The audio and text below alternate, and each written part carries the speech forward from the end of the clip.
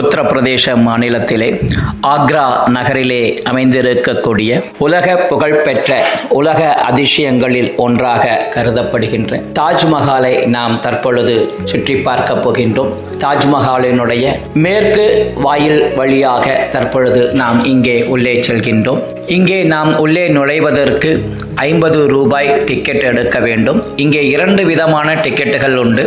50 ரூபாய்க்கு ஒன்றும் 250 ரூபாய்க்கும். தற்பொழுது நாம் 50 ரூபாய் டிக்கெட் எடுத்து உள்ளே நுழைகின்றோம். இந்த 50 250 என்ன வித்தியாசம் என்பதனை நாம் உள்ளே உங்களுக்கு சொல்கின்றோம். தற்பொழுது இந்த 50 ரூபாய் டிக்கெட்டை எடுத்து இங்கே பாதுகாப்பு விஷயங்கள் மற்றும் செக்கிங் இதெல்லாம் முடிச்சுட்டு இதோ இப்போ நம்ம இங்கே இந்த தாஜ்மஹால் அமைந்திருக்கக்கூடிய இடத்திற்கு உள்ளே செல்கின்றோம். சுற்றிலும் அற்புதமான அழகான இங்கே பறந்து விரிந்து காணப்படுகின்ற இந்த இடத்திலே சிவப்பு கற்களால் கட்டப்பட்டிருக்கக்கூடிய தெற்கு நுழைவு வாயில் வழியாக நாம் உள்ளே செல்கின்றோம். இதோ இங்கிருந்தே தாஜ்மஹாலை சுற்றியுள்ள மினார்கள் எதுவும் தெரியாமல் வெறும் முதன்மை கட்டிடம் மட்டும் காணப்படுகின்ற வகையிலும் தாஜ்மஹாலினுடைய அற்புதமான அழகை ரசிக்கின்றோம். தற்பொழுது நாம் பார்க்கக்கூடிய இந்த இடத்திலே தாஜ்மஹாலினுடைய மினார்களில் ஒன்று, இப்பொழுது 2, இதோ இந்த பக்கம் பார்க்கின்ற பொழுது அடுத்த 2 மினார்களை மட்டும் பார்க்கின்றோம்.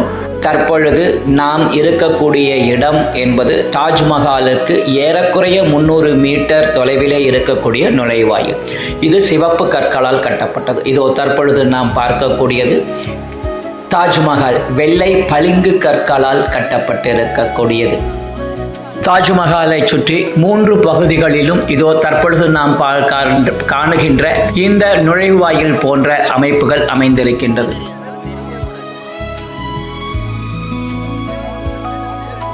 இதோ வெள்ளை பளிங்கு கற்களால் தன்னுடைய மனைவிக்காக ஷாஜஹான் கட்டிய தாஜ்மஹாலை நாம் தற்பொழுது பார்த்து கொண்டிருக்கின்றோம். ஷாஜஹானினுடைய 3வது மனைவி மும்தாஜ் பேகம், அவருடைய நினைவாக அவருடைய மரணத்திற்கு பின்பு கட்டப்பட்டது இந்த தாஜ்மஹால். இதோ இது நாம் உள்ளே வந்த நுழைவாயில் சிவப்பு கலரிலே இருக்கக்கூடியது. நேர் எதிரிலே நமக்கு தாஜ்மஹால், சுற்றிலுமாக பூங்காக்களும் வடிவமைக்கப்பட்டிருக்கின்றன. இது ஆக்ரா நகரில் யமுனை ஆற்றின் கரையிலே கட்டப்பட்டுள்ளது. காதலின் சின்னமாக உலக புகழ் பெற்று 7 உலக அதிசயங்களில் புதிய பட்டியலில் இந்த தாஜ்மஹாலும் இடம்பெற்றிருக்கின்றது. தாஜ்மஹாலை சுற்றி பார்ப்பதற்கு நாம் ஒவ்வொருவரும் நம் மனதில் பிடித்தமானவர்களோடு சென்று பார்க்க வேண்டும் என்று விரும்பியிருப்போம். அப்படி விரும்பியவர்கள் சிலர் தங்களுக்கு விருப்பமானவர்களோடு சென்று கண்டிருப்பார்கள், இந்த அழகை ரசித்திருப்பார்கள். இன்னும் சிலருக்கு அந்த வாய்ப்புகள் கிடைக்காமல் போயிருக்கலாம். இதோ இங்கே இந்த 7 உலக அதிசயங்களின் புதிய பட்டியலில் இடம்பெற்றிருக்கக்கூடிய தாஜ்மஹாலை நாம் தற்பொழுது முழுமையாக கண்டு ரசிக்கலாம். இந்த கட்டிடம் முகலாய மன்னனான ஷாஜஹானால் அவருடைய இறந்து போன இளம் மனைவி மும்தாஜின் நினைவாக கட்டப்பட்டது. இது கட்டி முடிப்பதற்கு ஏறக்குறைய 20,000 to 22,000 தொழிலாளர்கள் பயன்படுத்தப்பட்டனர். இங்கே 4 புறத்திலும் இது போன்ற மினார்கள் காணப்படுகின்றது. தாஜ்மஹால் சதுரமான மேடையின் மீது 8 கோண அமைப்பில் கட்டப்பட்டிருக்கின்றது. இதனுடைய உயரம் முற்றிலுமாக கீழிருந்து மேலாக இதனுடைய உயரம் என்பது 171 மீட்டர், அதாவது 561 அடி உயரம் கொண்டது. இது 1632ஆம் ஆண்டிலே துவங்கப்பட்டு 1653ஆம் ஆண்டில் முழுமையாக கட்டி முடிக்கப்பட்டது. இது முகலாய கட்டிடக்கலை அமைப்பிலே கட்டி அமைக்கப்பட்டதாகும். நாம் இந்த 50 ரூபாய் 250 ரூபாய் என்று 2 நுழைவு கட்டணங்களை பற்றி சொல்லி இருந்தோம். நாம் 50 ரூபாய் கட்டணம் வாங்கி வந்து பார்க்கின்ற பொழுது இதோ தற்பொழுது நாம் இங்கே எவ்வாறு தாஜ்மஹாலை சுற்றிலும் வெளிப்புறங்களிலே இருக்கக்கூடிய பகுதிகள் எல்லாம் பார்ப்பதற்கு இந்த 50 ரூபாய் கட்டணம் போதும். அதே நேரத்தில் நாம் உள்ளே சென்று தாஜ்மஹாலுக்குள்ளாக சென்று பார்க்க வேண்டும் என்றால் அதற்கு அடுத்தது 200 ரூபாய் டிக்கெட் வாங்க வேண்டும். ஸோ அந்த வகையிலே நமக்கு உள்ளே சென்று பார்க்க வேண்டும் என்பவர்கள் வெளியிலிருந்து வரும்பொழுதே 250 ரூபாய் டிக்கெட் எடுத்துக்கொள்ளலாம். அவ்வாறு இல்லை, நமக்கு இந்த சுற்றுப்பகுதியிலே இருக்கக்கூடிய வெளி அழகை மட்டுமே கண்டு ரசித்தால் போதும் என்பவர்களுக்கு 50 ரூபாய் டிக்கெட்டே போதுமானது. அவ்வாறு 50 ரூபாய் டிக்கெட் எடுத்துட்டு வந்தாலே இந்த இடத்தை எல்லாம் நம்ம முழுமையாக சுற்றி பார்க்க முடியும். தாஜ்மஹாலுக்குள் செல்ல வேண்டும் என்றால் மட்டுமே நமக்கு இங்கே 250 ரூபாய் டிக்கெட் அவசியம். வெளியே நாம் 50 ரூபாய் டிக்கெட் எடுத்துட்டு வந்திருந்தாலும் உள்ளே வந்து 200 ரூபாய் மறுபடியும் நம்ம எக்ஸ்ட்ரா டிக்கெட்டை கொடுத்து இப்போ இங்கே வாங்கி போய்க்கலாம். இந்த காலில் நமக்கு கவர் கொடுக்குறாங்க. நம்ம செருப்பு போட்டுட்டு உள்ளே போகலாம். ஆனால் அந்த செருப்பில் இருக்கக்கூடிய தூசிகள் இதெல்லாம் ஆகக்கூடாது அல்லது ஸ்க்ராச்சஸ் ஆகக்கூடாது அப்படிங்கிறதுக்காக மேலே நமக்கு ஒரு கவர் கொடுக்குறாங்க. அந்த கவரை நம்ம காலில் மாட்டிக்கிட்டு இப்போ நம்ம இங்கே இந்த தாஜ்மஹாலுக்குள்ளாக பார்க்க போகின்றோம். தாஜ்மஹால் முழுமையாக வெள்ளை பளிங்கு கற்களால் கட்டப்பட்டிருக்கின்றது. அற்புதமான வடிவமைப்புகள் எல்லாம் இங்கே இருக்கிறது. 4 புறமும் இது போன்று வாயில் இருக்கின்றது. இப்போது நாம் பார்க்கக்கூடிய இது போன்ற 4 புறமும் வாயில்கள் இருக்கின்றன. இந்த 4 புறமாகவும் நம்ம உள்ளே செல்லலாம். தற்பொழுது 2 பகுதிகளில் மட்டுமே அனுமதிக்கின்றார்கள். தற்பொழுது நாம் தெற்கு நுழைவாயில் வழியாக உள்ளே செல்கின்றோம். தாஜ்மஹாலுக்குள் உள்ளே இருக்கக்கூடியவைகளை நாம் புகைப்படம் எடுக்கவோ அல்லது வீடியோ எடுப்பதற்கோ அனுமதிக்கப்படுவதில்லை. சிறப்பு அனுமதியுடன் உள்ளே இருக்கின்றவற்றை நாம் புகைப்படம் வீடியோ எடுப்பதற்கு அனுமதிக்கப்படுகின்றோம். அந்த வகையிலே சிறப்பு அனுமதியுடன் தற்பொழுது நாம் உள்ளே எடுத்த காட்சிகளை உங்களுக்காக ஒளிபரப்புகின்றோம். அப்படியாக ஆர்கே வாய்ஸ் நேயர்களுக்காக தாஜ்மஹாலுக்குள் என்ன இருக்கின்றது இந்த பிரதானமான கட்டிடத்திற்குள் என்பதனை நாம் தற்பொழுது இங்கே இந்த காணொளியில் காண்கின்றோம். எண்கோண வடிவிலே அமைந்திருக்கக்கூடிய இப்பகுதியில் தான் ஷாஜஹான் மற்றும் மும்தாஜினுடைய சமாதி அமைந்திருக்கின்றது. இது முழுமையாக மும்தாஜுக்காக கட்டப்பட்டது என்ற காரணத்தினால் நாம் உள்ளே நுழைகின்ற பொழுது நேரடியாக நமக்கு தெரியக்கூடிய சமாதியினுடைய அமைப்பு மும்தாஜினுடைய சமாதியினுடைய அமைப்பு. மும்தாஜுக்காக கட்டப்பட்டதன் காரணமாக இங்கே நமக்கு நேரடியாக இந்த சென்ட்ரலில் இருக்கக்கூடியது, நடுவிலே இருக்கக்கூடியது மும்தாஜினுடைய சமாதி. அதற்கு அருகிலேயே ஷாஜஹானினுடைய சமாதியும் தற்பொழுது வைக்கப்பட்டிருக்கின்றது. தற்பொழுது நாம் பார்க்கக்கூடிய இந்த சமாதி மும்தாஜினுடைய சமாதி. இதில் இன்னொரு முக்கியமான விஷயம் என்னவென்றால், இங்கே நாம் இது சமாதியினுடைய ஒரு மாதிரி தானே தவிர உண்மையில் இங்கேதான் அவருடைய உடல் புதைக்கப்பட்டிருக்கிறதா என்றால் இல்லை.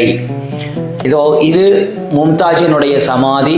அதற்கு அருகிலேயே ஷாஜஹானினுடைய சமாதியினுடைய மாடல்.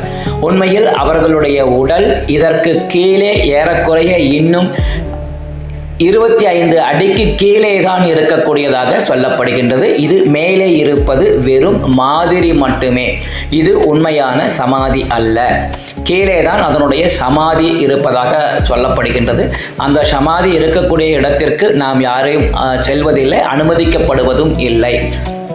இங்கே இருக்கக்கூடிய இந்த சமாதிகளிலே எவ்வளவு அற்புதமான வேலைப்பாடுகள்! இது எல்லாம் வெள்ளை பளிங்கு கற்களிலே அதோடு மற்ற விலையுயர்ந்த கற்களை கொண்டு வடிவமைக்கப்பட்டிருக்கின்றது. தற்பொழுது நாம் மேலே பார்ப்பது அந்த வெங்காய வடிவிலே இருக்கக்கூடிய கோபுரத்தினுடைய அமைப்பு. இது ஒரு வெளி செல்வதற்கான அமைக்கப்பட்டிருக்கக்கூடிய இடம். அற்புதமாக வெள்ளை பளிங்கு கற்களில் பார்த்து வடிவமைத்திருக்கின்றார்கள். இந்த வெள்ளை பளிங்கு கற்களையே ஜன்னல் போன்று வடிவமைத்திருக்கின்றார்கள். இவ்வாறு நாம் இங்கிருந்து வெளியே வருகின்ற பொழுது தாஜ்மஹாலினுடைய மற்றொரு வழியின் வழியாக நாம் வெளியே வருகின்றோம். அவ்வாறு வெளியே வந்து ஒரு மினாரையும் நாம் இங்கே பார்க்கின்றோம். 4 புறத்திலும் இருக்கக்கூடிய இந்த மினார்கள் ஒவ்வொன்றும் 400 மீட்டர் உயரம் கொண்டது. யமுனை ஆற்றங்கரையிலே அமைந்திருக்கக்கூடிய இந்த அற்புதமான கலை வடிவமைப்பு சமாதியாக இருந்தாலும் கூட ஷாஜஹான் தன்னுடைய மனைவிக்காக பிரியமாக கட்டியதாகும். இதற்கு மும்தாஜ் மஹால், தாஜ்மஹால் என்று பெயரும் கொண்டிருக்கின்றது. 1631 தன்னுடைய 14வது குழந்தையை பிரசவிக்கும் பொழுது இறந்து போன மும்தாஜுக்காக இது கட்டப்பட்டது. 1632 தொடங்கி பிரதான கல்லறை 1643 மற்ற கட்டிடங்கள் 1653 முற்றிலுமாக நிறைவடைந்தன. யமுனை ஆற்றங்கரையிலே அமைந்திருக்கக்கூடிய இந்த அற்புதமான கட்டிடத்திற்கு அஸ்திவாரம் அமைக்கின்ற பொழுது கட்டிடத்தின் அடியிலே கருங்காலி மரங்கள் உபயோகப்படுத்தப்பட்டதாக கூறப்படுகின்றது. இந்த கருங்காலி மரங்கள் ஈரப்பதம் பெறுகின்ற பொழுது அது ஆற்று தண்ணீரிலே நனைந்து அழுகி போகாமல் காலப்போக்கில் கற்களை போல கடினத்தன்மையுடன் மாறி அஸ்திவாரமாக வலிமை பெறும் என்ற அடிப்படையில் இந்த தொழில்நுட்பத்தை பயன்படுத்தி இதோ யமுனை ஆற்றங்கரையிலே அற்புதமாக எழுந்து நிற்கக்கூடிய இந்த அதிசய தாஜ்மஹாலுக்கு அங்கே கருங்காலி மரங்கள் அஸ்திவாரமாக பயன்படுத்தப்பட்டதாக அறிய முடிகின்றது. 4 புறத்திலும் மினார்கள் 400 மீட்டர் உயரத்திலே இருக்கக்கூடிய வகையிலும் இது 3ஆக பிரிக்கப்பட்டிருக்கின்றது. ஒவ்வொரு பகுதியும் சம அளவிலே அமைந்திருக்கக்கூடியதாகவும் இருக்கின்றது. சுற்றிலும் நமக்கு அற்புதமான 4 புறங்களை கொண்டிருந்தாலும் கூட 3 புறங்களில் நமக்கு நிலப்பகுதியும் ஒரு பகுதி யமுனை ஆற்றினுடைய கரையிலும் அமைந்திருக்கக்கூடிய வகையிலே அமைந்திருக்கின்றது. தாஜ்மஹாலினுடைய கட்டிட அமைப்பில் திருக்குரானினுடைய வாசகங்களும் அமைக்கப்பட்டிருக்கின்றன. இதோ தற்பொழுது நாம் பார்க்கக்கூடிய இந்த மினாரினுடைய 3 பிரிவாக சம அளவில் பிரிக்கப்பட்டிருக்கின்றது. இந்த மினார் எண் கோண வடிவத்தை நாம் இதிலே காண முடிகின்றது. தற்பொழுது நாம் இங்கே 3 கோணங்களை பார்க்கின்றோம். இதோ ஒவ்வொரு இதிலும் எவ்வளவு அழகாக வெவ்வேறு நிறத்திலான கற்களையும் கொண்டு இங்கே இதை வடிவமைத்திருக்கின்றார்கள் என்பதனை காண முடிகின்றது.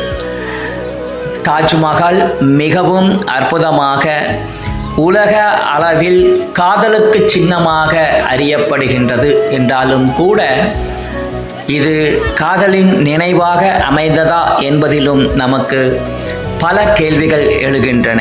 ஆம், தாஜ்மஹால் தன்னுடைய காதல் மனைவியான மும்தாஜிற்காக ஷாஜகான் கட்டியது.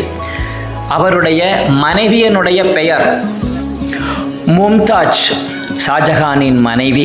இவருடைய இயற்பெயர் அர்ஷுமந்த் பானு பேகம். 1593 இந்தியாவில் உள்ள ஆக்ராவில் பிறந்தார்.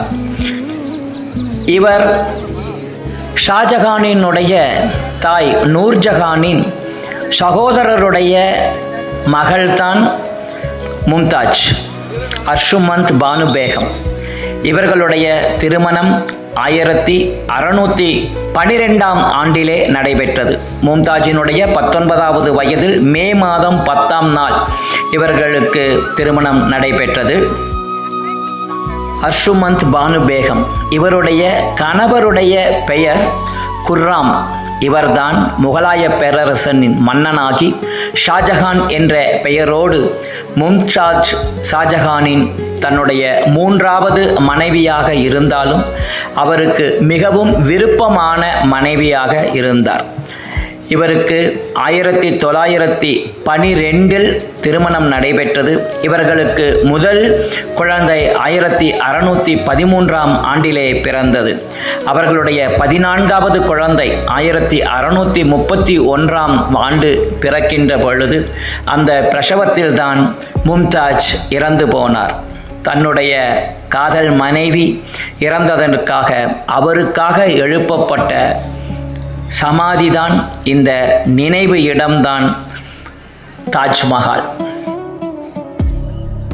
அவர்கள் இருவரும் கணவனும் மனைவியுமாக 1612ஆம் ஆண்டிலிருந்து 1631ஆம் ஆண்டு வரையான காலகட்டம், ஏறக்குறைய 1612ஆம் ஆண்டிலிருந்து 1631ஆம் ஆண்டு வரையான காலகட்டம், ஏறக்குறைய 19 ஆண்டுகள் கணவனும் மனைவியுமாக வாழ்ந்தார்கள். அதிலே 14 குழந்தைகளையும் பெற்றெடுத்தார். ஷாஜகானுக்கும் நூர்ஜஹானுக்கும் 5வதாக பிறந்தவர்தான் அவுரங்கசீப். இவர்தான் ஷாஜகானுக்கு பிறகு முகலாய பேரரசின் மன்னராக ஆனார். அது மட்டுமல்ல, அவுரங்கசீப் தான் தன்னுடைய தந்தையான ஷாஜகானை அவருடைய ஆக்ரா கோட்டையிலே சிறை வைத்து அங்கிருந்தபடி தன்னுடைய தாயாரான மும்தாஜினுடைய சமாதியை தன்னுடைய தந்தை கண்டுகொள்ளட்டும் என்ற வகையிலே அவரை அங்கே சிறைப்படுத்தியும் வைத்திருந்ததாகவும் அறிய முடிகின்றது. அந்த வகையிலே காதல் சின்னமாக இங்கே அறியப்பட்டாலும் இது ஒரு அற்புதமான உணர்வுகளையும் அதே நேரத்தில் தன்னுடைய மனைவியின் மீது ஒருவர் கொண்டிருந்த காதலையும் வெளிப்படுத்தக்கூடிய வகையிலே அமைந்திருக்கக்கூடிய ஒரு அற்புதமான கட்டிடக்கலையாக அறிய முடிகின்றது. இந்த கட்டிடக்கலைக்கு முன்னதாக நமக்கு ஹுமாயூனுடைய சமாதி மற்றும் இதே இடத்திலே ஆக்ராவிலே பேபி தாஜ்மஹால் என்ற ஒரு தாஜ்மஹாலும் கூட அமைந்திருக்கின்றது. இது அவருடைய தாயார், அந்த பேபி தாஜ்மஹால் என்பது அவருடைய தாயார் நூர்ஜஹான் தன்னுடைய கணவருக்காக ஜஹாங்கீருக்காக கட்டிய ஒரு சமாதியாகும். அந்த வகையிலே அதை முன்னோடியாகவும் ஹுமாயூன் மற்றும் அக்பரினுடைய சமாதிகளினுடைய அமைப்பிலும் இந்த அற்புதமான கட்டிட வடிவமைப்பை அமைத்தார் ஷாஜகான்.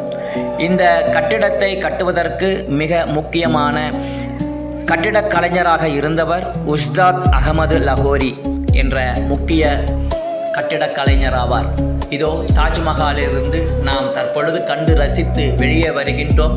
அவ்வாறு வெளிவருகின்ற பொழுது இந்த கட்டிட இடத்திலே இருந்து நாம் ஒரு குறிப்பிட்ட இடத்திலிருந்து பார்க்கின்ற பொழுது இதோ இந்த ஆர்ச்சுக்குள் தற்பொழுது இந்த தாஜ்மஹாலினுடைய முக்கியமான கட்டிடங்கள் மட்டுமே காண முடியும்.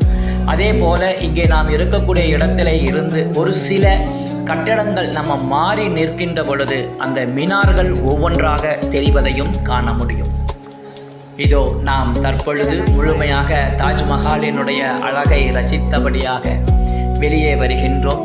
தாஜ்மஹாலினுடைய அற்புதமான அந்த நில ஒளியிலே அதனுடைய வண்ணம் மாறக்கூடியதாகவும் அதே போல காலை நேரத்திலும் மாலை நேரத்திலும் சூரியனுடைய மறைவு மற்றும் சூரியனுடைய உதயத்தின் போது இந்த வெள்ளை பளிங்கு கற்கள் பலபலவென்று மின்னக்கூடிய வகையிலும் அமைந்திருக்கக்கூடியது ஒரு அற்புதமான ரசிக்கக்கூடிய ஒரு நிகழ்வாக இருக்கும். வாய்ப்பு கிடைக்கின்றவர்கள் ஆக்ராவிற்கு செல்கின்ற பொழுது தாஜ்மஹாலை மட்டுமே ஒரு முழுமையான நாளில் கண்டு ரசிக்கின்ற பொழுது அது மிகவும் அற்புதமான அனுபவமாக இருக்கும். இதோ அடுத்து நாம் ஆக்ரா நகரத்திலிருந்து அக்பரால் வடிவமைக்கப்பட்ட ஃபாத்தேபூர் என்னும் நகரத்தை நாம் தற்பொழுது காணப்போகின்றோம். அக்பர் தன்னுடைய அரசவையை இங்கே ஆக்ராவில் நிறுவுகின்ற பொழுது இதோ இங்கே ஃபாத்தேபூர் என்னும் இடத்திலும் ஷிக்ரி என்ற 2 இடங்களிலும் மிகப்பெரிய கோட்டைகளையும் அமைத்து வைத்திருந்தார். தோஜா அக்பர் என்று அக்பரினுடைய மனைவி அக்பரும் வாழ்ந்த இந்த இடத்தை அடுத்ததாக நாம் அடுத்த காணொளியில் காணலாம். ஆர்கே வாய்ஸ் நேயர்களுக்காக இது ஆக்ராவினுடைய ஒரு சுற்றுப்பயணம். தொடர்ந்து அடுத்த காணொளியில் ஃபாத்தேபூர் ஷிக்ரியை முழுமையாக கண்டு ரசிக்கலாம்.